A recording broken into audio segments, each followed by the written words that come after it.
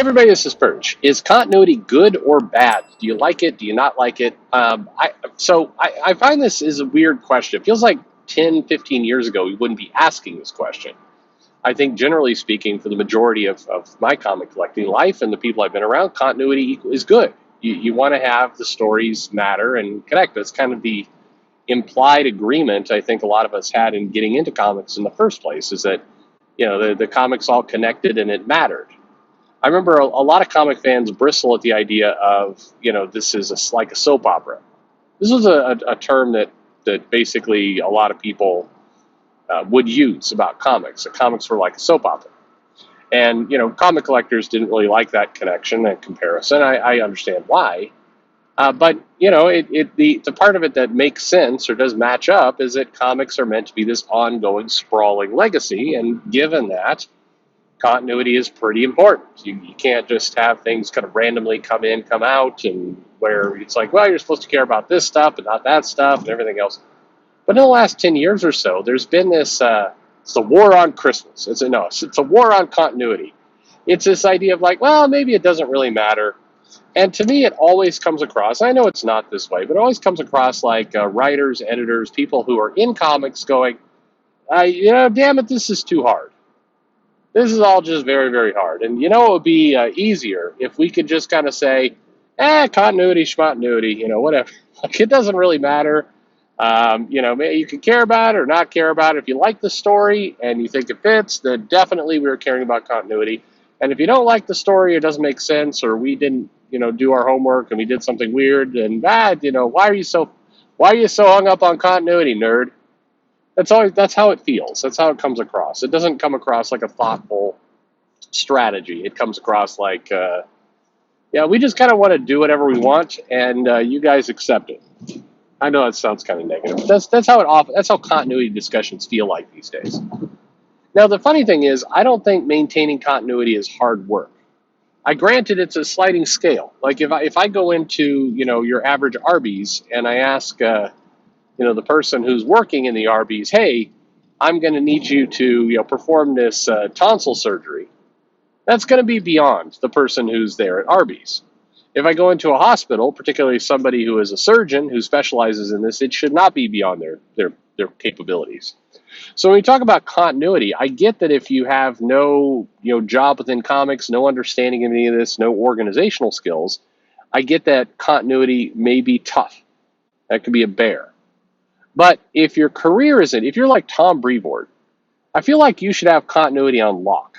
I think like Dan Didio, like any of these kinds of people, Mark Brooks, not Mark Brooks, who am I thinking? Mark Doyle, Mark Brooks, Mark Doyle. I feel like these kinds of people it's kind of their job. It's like going into Starbucks and the barista's like, I can make coffee, and maybe if you give me enough time in like 4 or 5 attempts, I can make a latte, but I no, that's it. That's as far as it goes. The rest is just too hard. You realize it's too hard. That you wouldn't get that if you went to Starbucks. So with comics, I'm always like, what do you mean continuity is too hard? It's too hard to keep track of all this stuff. Comics. Who knew? I feel like if that's the answer you're getting, it's like, well, you got the wrong people in your company. And if it's a job that requires more pay because it's super complicated and hard, then cough up the cash because you're going to need to pay more. Regardless, I don't think you just get to skip on continuity, and I don't think it's that hard to do. If you're living comics all day, all long, look, there's enough YouTubers out there who understand continuity really, really well and do endless kind of videos and blog entries and other people about it. And they're doing this for free. Who knows what they're doing with their regular life? Then you hire, if it's too hard for you, hire some of those people.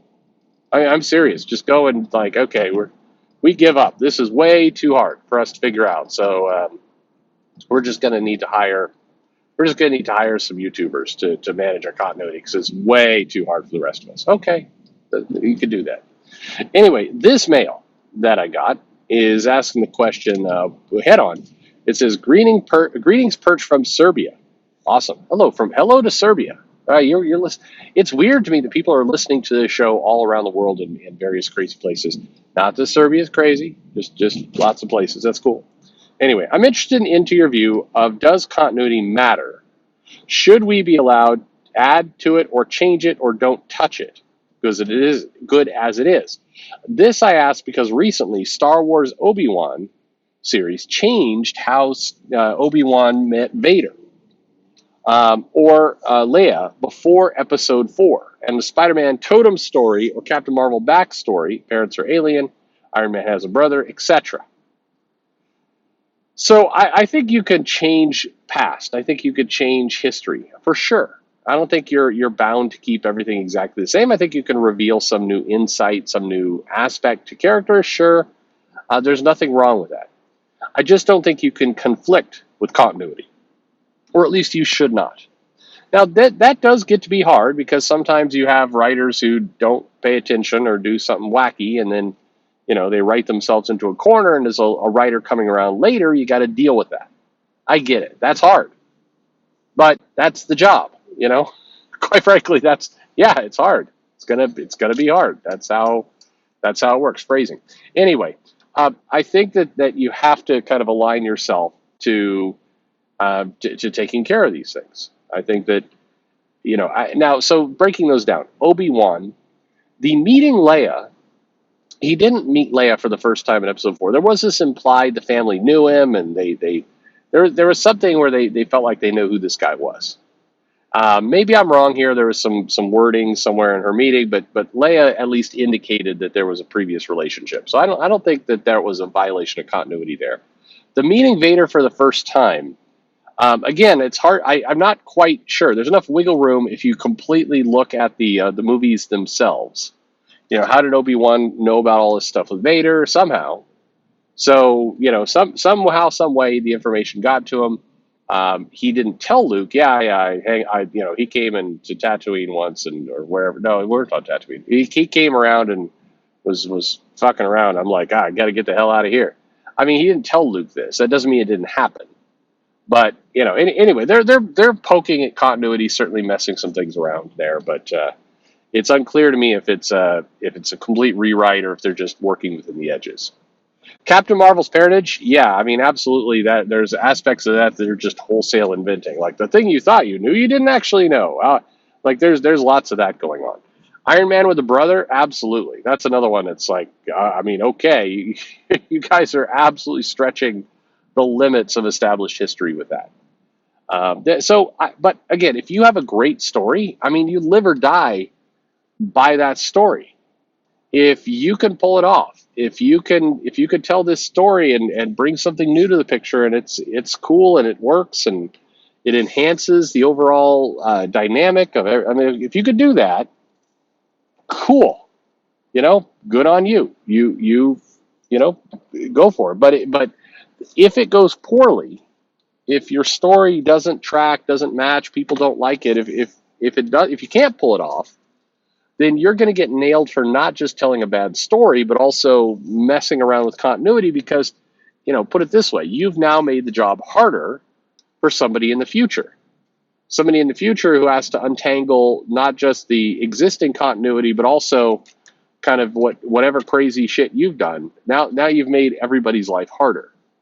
And so I think, I don't remember what writer, it was a comic writer who was basically came out with the premise of don't make things difficult for your peers. Put the toys back in the toy box, do your best to, tell something new, but don't, go out there and create wreckage that somebody has to completely this was just a dream. That was a clone. It's kind of like when Grant Morrison killed off Magneto. I mean, you knew that Magneto is a major character in the Marvel Universe. You knew that he wasn't going to stay dead, but being so disconnected from the other plans in the X Office and whatever else, it basically made it so that, Marvel had to immediately, that wasn't the real Magneto, it was some crazy clone. I mean, hell, I don't even know what was going on there. They had to immediately walk it back.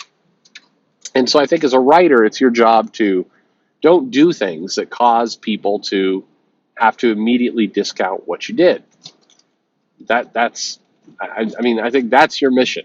That's what you should try and aspire to as a writer. Don't do harm.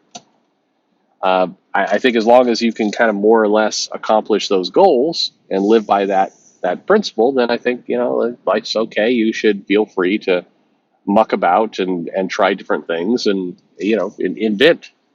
Sure, I think that's pretty much what you have.